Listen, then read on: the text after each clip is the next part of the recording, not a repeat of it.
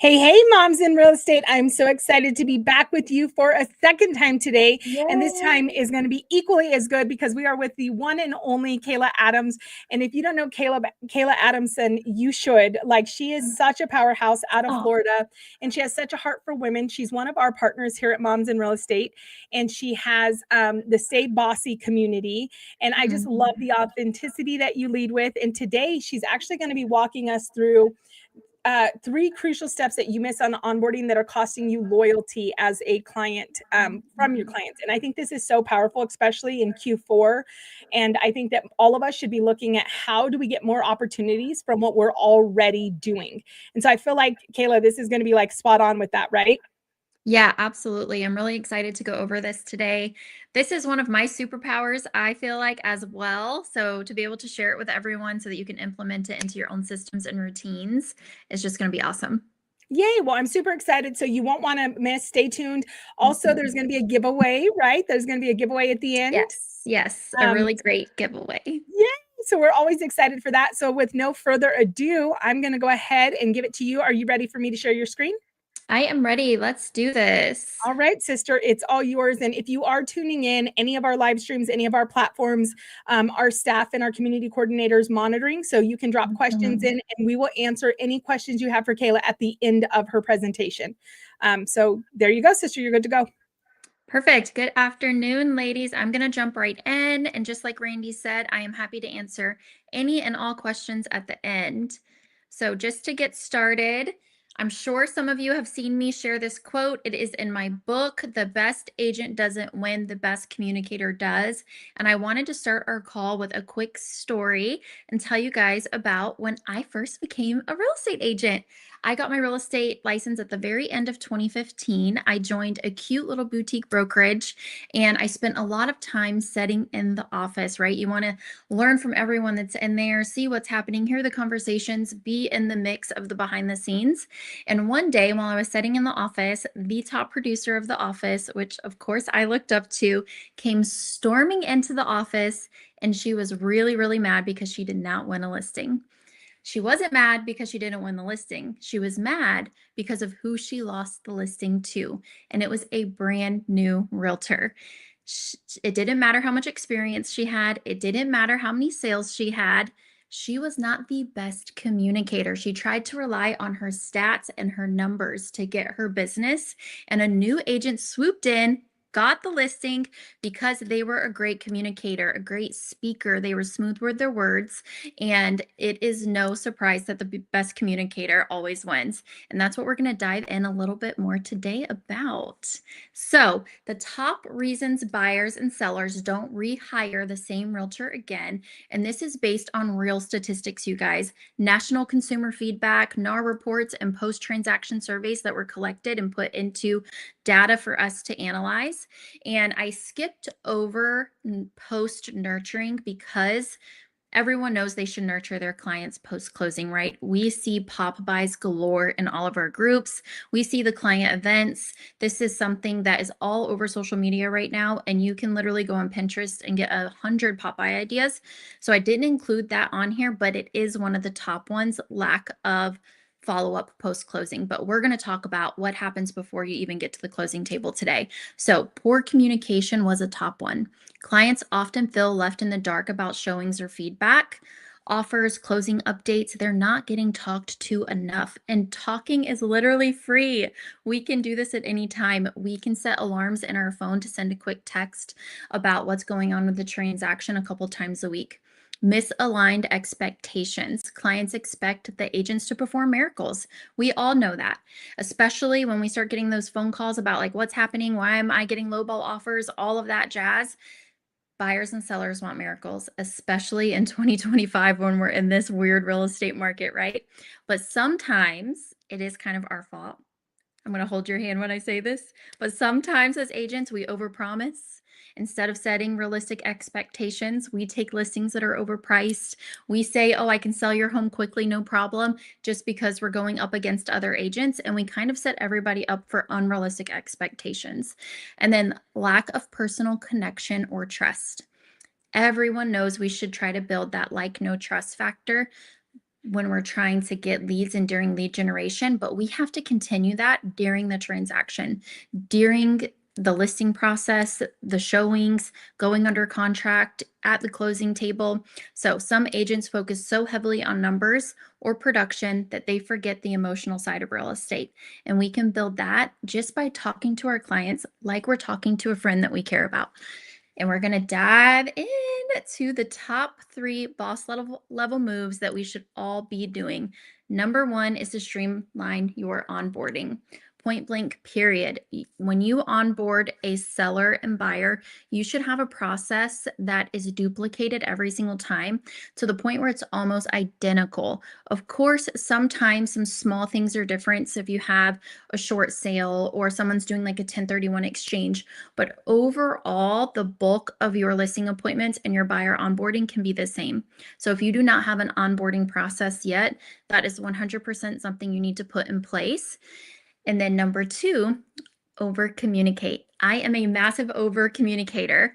If you ever took a strength finders test or one of the Enneagrams, you would know I am a number 6 Enneagram. We ask a crazy amount of questions and we over communicate. But in real estate, it shouldn't matter what your strength is. You should adopt this as one of your strengths. Become an over communicator. I always like to say in my appointments that I will answer questions before my clients even have an opportunity to ask them. And I always deliver that expectation that I set. And then number 3, and I honestly have never seen an agent do this until I started teaching it to others, brainstorm fires. At my meetings, when we're signing our buyer agreement and signing our listing agreement, I'm brainstorming fires that could possibly happen with my clients. So for example, I am telling sellers this happened in the past, whether it could be a low appraisal or something even crazier, like a squatter was in the house or there was a post occupancy and the people didn't move out in time. Run through some of those scenarios that could happen and brainstorm the fires with them so that they can expect there is a small possibility that this transaction does not go perfectly. And I want us to be prepared to work together as a team if something does pop up and we have to put out a fire together. Clients get unrealistic expectations when the entire process starts perfect, like a dream, and the agent is just making so many promises, like it's going to be rainbows and unicorns the whole time, when we know that is not the case for real estate. So to dive deeper, I wanted to show you guys some of the posts that I was seeing in Moms in Real Estate. I kind of did a deep dive. I searched, I went even back a few months. You'll see like October on here, August on here, but these were some of the things that were popping up consistently. And we would be here all day if I took screenshots of all of them, but just a few. Do you take certain days off a week? I'm feeling burnt out. I'm working every single day. My clients are driving me crazy. This was a favorite one. What would you do if your seller wants you to hold an open house every single weekend? Oh my goodness, that does not sound like a life anybody would want. Client is demanding an open house this Sunday, and it is Father's Day. No, no, this one up here, she was exhausted from showing a ton of homes. She has shown this father and daughter over 30 homes, 9 in one day. I need advice. 250 plus days on market and she needs a price reduction. I need help. Seller refuses to go less than a certain price. These are all fires that we see all the time, but these are also things that you could have in your onboarding process to where they actually never become an issue during your transaction. Next slide. So the first one, I started with seller. I'm primarily a listing agent. Talking to my seller about these things is something that I do at every single listing appointment, and I have never lost a listing appointment by over communicating. So number 1, during my client onboarding process, we talk about price drops up front. We know when they're going to happen. We know how much we're going to do. I explain up front that we're not going to be doing like $5,000 price drops. That doesn't really help anything. If someone was willing to offer $5,000 less than listing price, they already would have. So I talk to my sellers up front that we're going to make big chunky price drops to where maybe we only need to do 1 or 2 versus some of these price drops we see in the system where it's like 5,000, 5,000, 2 weeks later, 5,000. And then before the property actually sells, they've done like 8 to 10 price drops. it just is not a good process. It's not a good look. The seller starts to look desperate, and then it removes control during the negotiation process to the buyer. And I explain all of that to my seller so that we can have some big chunky, like 25,000. I actually explain the search filters in Zillow and in the MLS that are the most common, and try to get my clients to drop on brackets so we can open up to a new buyer pool. And we get it on an addendum the day that a price drop is going to happen, how much it is, so I never have to have that conversation again while we're on the market. Because in the beginning, it's kind of like when you first get married and it's the honeymoon stage and everybody's excited and happy. And then a little bit further into the process, some little fights can start happening and communication gets a little rocky and everybody has an attitude. You don't want to ask for a price drop when you're 30, 60 days on market, because that seller is getting heated. That seller is getting impatient. Ask for the price drop up front when you're still in the honeymoon stage and they love you. Low appraisal. This is one of the fires I was talking about in the prior slide. This happens on onboarding. I talk to them. If we get a low appraisal, say everything goes perfect, we go under contract in 30 days, you get the best offer ever, and we're like all happy pedaling on the same bike, and then we get a low appraisal. What would you do? What is going to be our plan? And then I give them options. We talk about it. Of course, this is going to be a what if scenario, because there could be a small chance that it happens. There could be a big chance that it happens. I've had low appraisals on houses that I never thought I would have a low appraisal on. I had comps to support it and I still got one. And then I had perfect appraisals on houses where I thought for sure we would have a low appraisal. So there's no way to predict this. That's why a conversation upfront is so important. And then buyer agent commission. I talk to my sellers upfront that when we get offers, as long as it's nothing unrealistic, like 3.5, that we're not going to negotiate back and forth with the buyer agent commission. I want, and I'm going to touch on this lightly because I know there's certain rules in place, but I want us all to be on the same team. And we set the expectations for commission up front to where the seller already expects what they're going to pay the buyer's agent, what they're going to offer the buyer's agent. It is negotiable, but they already know up front. That way, when we get offers, now it's time to negotiate their contract price, their closing date, their inspection period, the loan contingency. If the buyer has concessions outside of that, we can negotiate that. But it's not the time to negotiate commissions post-listing. So have that hard conversation up front. That way you're working a relationship with your clients and other realtors in your area. So we need to support them too. And that's all I'll leave with there. Repairs. We talk about repairs up front. And I prep my sellers that we're going to leave emotions out of this. Sometimes you can get a repair list that has like 30 things on there, and some of them are so unrealistic, it doesn't even make sense. And a seller can immediately get prideful and not want to negotiate anything.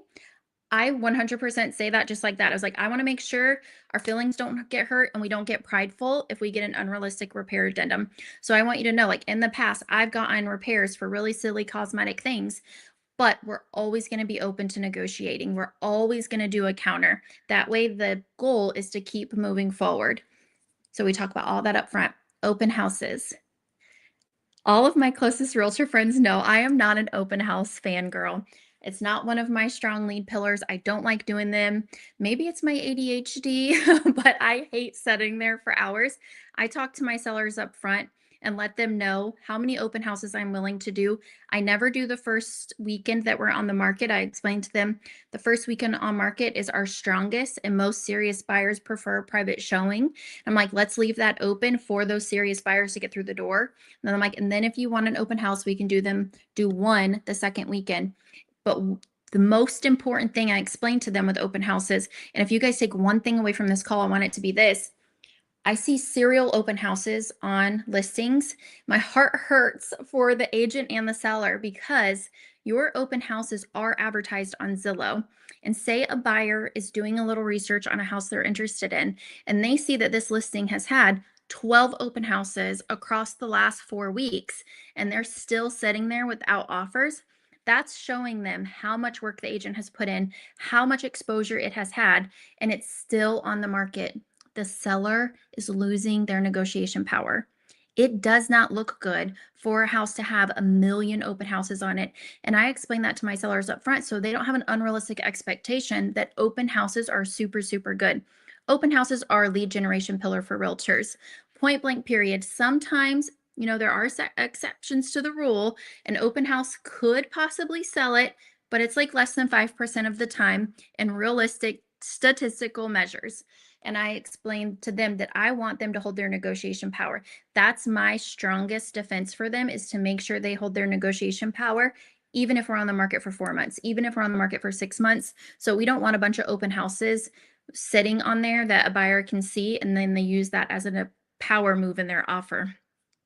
And then working hours. This is so, so important, especially if you don't want to be in burnout mode. You have to have a working schedule.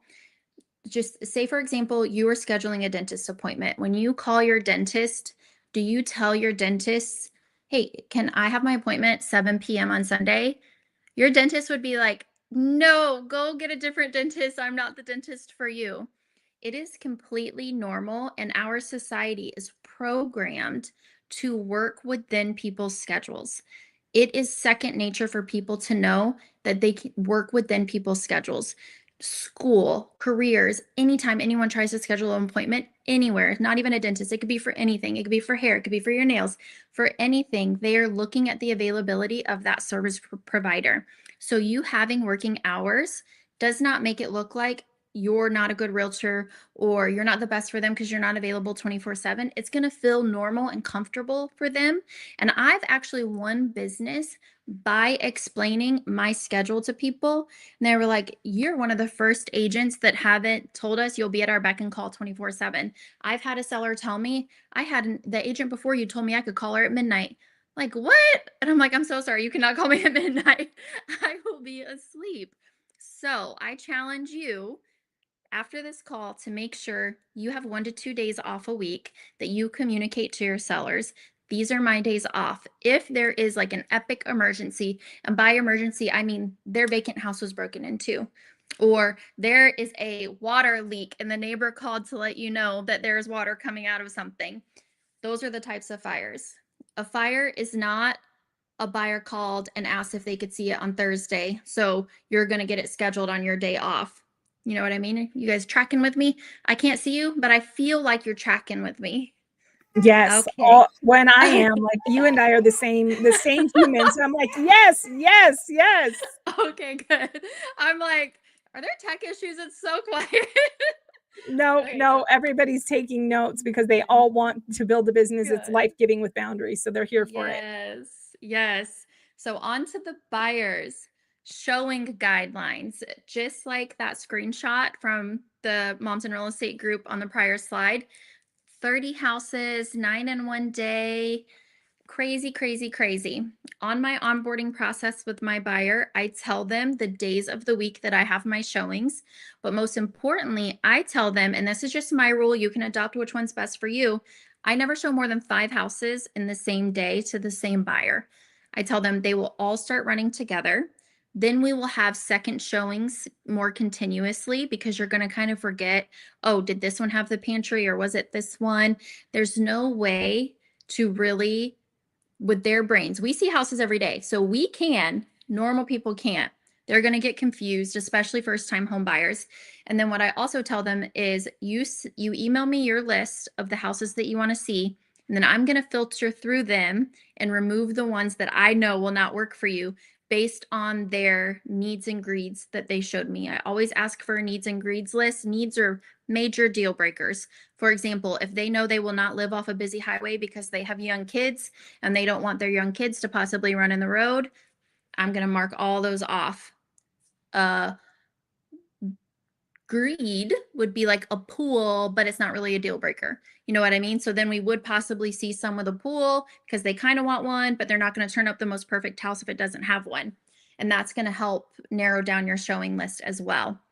And then offer strategy. I saw a ton of posts about this. I just couldn't fit any more on the slide. This is probably the most important for your buyer onboarding. When you have clients, set your offer expectations up front during the first appointment. I always tell my buyers a normal offer process is about 5% of the listing price. I let them know from the beginning, I am not the agent for you if you want to go do lowball offers on everything. It's It's a waste of everyone's time. That's not the market that we're in for my market. Your market could be a little bit differently, but in my market, lowball offers are not going to, we're going to get a no. We won't even get negotiation going. And what we don't want is for our offer to be immediately rejected, because then we kind of lose our power. Because then if the buyer really wants it, they're going to be like, JK, will actually pay. And then we all look silly. So there's no point to go in 100,000 under asking, 50,000 plus concessions. We go over our offer strategy very clearly from day one. And then I also have a harder conversation with buyers who need seller concessions. If I have a client who's on a tough budget and we know we need the seller to pay for their closing costs, I tell them we're going to make an offer at asking price or a little over. If it's newly on market, we know there's a bunch of exposure. If it's been sitting on the market a little bit, at asking, ask for what you need. We're going to get it. There's no reason to go back and forth forever. And I tell clients too in the beginning, is it worth it to you if you find the most perfect house that you pay a fair price for it versus nickeling and diming and possibly losing it? Every single time, every single buyer has told me, oh, I'd pay 15, 20, 30,000 over if it's the most perfect house. So why, when it comes to offer time, are we countering back and forth over pennies? It's kind of like don't trip over dollars, pick up pennies. We all want the same goal. You want to close on your dream home. So we're going to do the correct offers to get you there. And then buyer agent commission to get your buyer agreement signed. Again, I'm going to tread lightly on this one, but we need to have the conversation up front. And I'm even seeing in this market now that buyers are signing these left and right with realtors, but they don't understand what they mean. And I've seen agents do this. They will kind of glaze over the buyer contract just to get it signed. I've seen some call it a touring agreement because it sounds a little bit lighter when you're, no one wants to say buyer contract or whatever you call yours. We need to be very clear with our clients. This is stating you're paying me whatever your X amount is, and I'm going to try my hardest to get the seller to pay it. But if the seller will not pay it, what are we going to do? Are you willing to walk from the property and we find another one that's willing to cover that? Or are you willing to cover the buyer agent price before you sign this? Be super, super clear. And I've even seen buyers sign multiple buyer agreements with multiple realtors because they don't know what they're signing. We're glazing over this, and I honestly don't know why. It's absolutely crazy because I wouldn't play with my money. I'm sure most of you guys don't want to play with your money. And it comes down to us over communicating and explaining what exactly it is. And I haven't had one buyer that has not been comfortable with me over explaining it, because calling it a touring agreement, just kind of sending it with the offer, I've seen that done too, like craziness. Get super, super, super clear on this one so that you guys have a plan. If the seller does counter your rate, or the seller completely rejects it, you already know what your buyer is going to do and you can walk away without guilt. And lastly with that, do not cut yours out of guilt. We cannot work for free. Like, God wants us to eat too, okay? And that's what I'll leave it on that. Repairs. I discuss repairs with my buyers up front. I never want to be that agent that sends over a ridiculous repair request that doesn't make sense.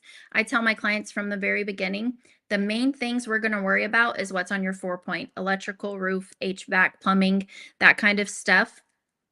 Anything cosmetic, anything little, this is your guide to take care of what's in your home you're buying after closing. The inspection, the full one, is not a guide for what we want to get from the seller. And when I've started explaining it like that, it's like a light bulb goes off in the buyer's mind that they know their inspection is like a manual for them to review and look at after closing to make their home their own. What do they want to take care of? Does that crack in that tile bother you post-closing to where you want to take care of it? It's not for the seller to take care of right now. You know what I mean? But anything that is a safety hazard, anything that is a deal breaker for insurance, that's what we want to take care of. That's what we want to ask for. And then I also go over with them up front. Are we asking for repairs or are we asking for concessions? Because I prefer my buyer to ask for concessions. That way, nothing is repaired wrong for them to kind of get bitter post-closing if it's not done correctly. And then new construction. I put this one in here. I didn't originally have it in there, but when I was doing some recon in the group, there was a few posts where buyers agents had buyers go to new construction without them. And then they were like SOS for help about how they can negotiate their commission into the contract post their clients going to new construction. Any seasoned realtors know that this is a big no-no. This can absolutely get you written out of the deal. So all of our newer agents that are on the call, 100% have a super clear conversation about new construction and tell them you cannot go to any model homes. I wouldn't even call it new construction anymore because buyers get confused. They don't know our jargon, our terminology, and sometimes they think new construction is literally like a new construction project that, doesn't even have walls yet or no drywall and it looks like a construction home. Use the word model homes when you're explaining this. Say if you see the big signs out front, open to the public, model home, fancy, come in, we have cookies, tell them don't take the bait, don't come in. They will steal you from me, and be super clear with it. And then lastly, again, buyers, with your working hours, set your schedule up front. It is okay if you want to turn your phone off at 7 o'clock and not respond to people post that time. It is okay if you take off work Tuesdays and Sundays. You don't have to do showings every single day. And I promise you, your income will not go down if you communicate it correctly. I take off 2 days a week, well, 2.5, because we have date night every Friday. And my income has continuously gone up every single year. I've been doing this for 10 years. And having these strict guidelines is what gets me repeat business. This whole call was for loyalty. And just like going back to the front with these NAR reports, the number one reason buyers and sellers did not hire the same realtor again, poor communication. And this is something that we can all get better at. And if you really want to get better at it, you should read my book. I teach you how to conquer hard conversations in it, and I go over my close method in it. But these are my tips for you today. Streamline your onboarding, always over communicate, and brainstorm buyers up front. That is what I have, Randy, before I go on to a giveaway. Do we have any questions? Okay, ladies. So lots of people were tracking with you. Could you see the comments, Kayla? Because I was pulling them up. There was lots of comments, but okay. I So can't. there was lots of comments and people sharing where they were and how excited they are to be here and just kind of saying, what they do or what they need to do. And so, yes, let's see also. Yes, she is an over communicator as well. So I love it. Ari said it in Spanish. Oh, I love that. But so if ladies, if you have any questions, so great. Now the comments are, like great explanation. So good. Perfect. Yes, over communication is my kind of girl. And so I love it. And what I love that you did, and there's, again, they just keep coming in. So if you have any questions, drop those for Kayla and we can ask those. But what I love is that you came up with key phrases that become your language. And so there's two things I always talk about with my team that I really feel like you're dialing in here. And one is the magic is in the messaging, right? You can say the exact same thing, but the way that you say it can completely transform the way it's received. Yep. And so I love that you are finding little key phrases, like when you said, brainstorming fires. So I always explain to them that I do, that I work to be proactive. And I have some saying that I can't remember right now that I say, but it's like, I'm always trying to anticipate it. I do a turbulence letter. I do a turbulence letter right when we go into escrow. I kind of loved how you do it up front. So maybe I'll move that to up front. But as soon as we go into escrow, I basically say, hey, here's the 88 things that could go wrong. Right. And the less turbulence you feel, the better that I helped fly this plane for you. Right. So I love that. And I love how you're empowering our moms. And I believe that one of our moms is actually going to get to dive deeper with you now, right? Yes. So one of you lucky ladies are going to win 1 year inside of my private coaching community called The Lounge. Inside the community, we have 2 coaching calls a month with our coaches, which is myself and my co-founder, Shannon. And then we have 1 guest speaker a month that is always a really fun hot topic. So how you're going to enter the giveaway is after this call, I'm going to make a recap post inside of Moms in Real Estate. You have to go find the recap post and comment 1 takeaway from this call in the comments. And then you have to tag your real estate bestie and ask them their favorite client onboarding tip, because we're not gatekeepers, right? We want to share everything that we learned. Everyone couldn't make the call today, and this is going to make sure that this call lives past just right now. We're going to give it a permanent spot inside Moms in Real Estate. So super easy to enter. Find the recap post, comment one takeaway from this call, and then tag your bestie asking them for their board on board. Oh my goodness. I freaking love you. Your brain is just, it's beautiful. I love how it works, all the things. And so yes, let's keep this training alive, and let's keep this, as a standard of how we run our businesses. The entire mission behind Moms in Real Estate is to build a life-giving business that opens opportunities for your family that wouldn't have otherwise.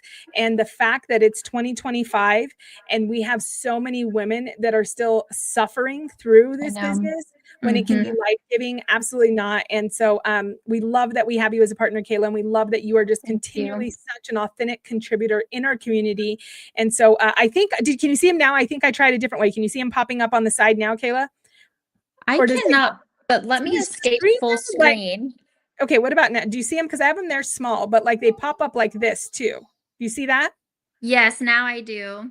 Okay. Yeah. So I don't know. I guess that StreamYard just didn't think about the presenters. I know. Because we had tons in here. But yes, go over there. You won't want to miss your opportunity. And if they don't happen to win, they can still join the lounge, right? Yes, you can still join the lounge if you do not win. It is $47 a month. I had a heart to make this crazy affordable, and it really is like, what is that, 3 coffees in today's day and age with how expensive coffee is? Maybe 1 coffee run if you take somebody with you. I know, right? 1 coffee date. So have a coffee date with me every single month and join the Stay Bossy Lounge for $47.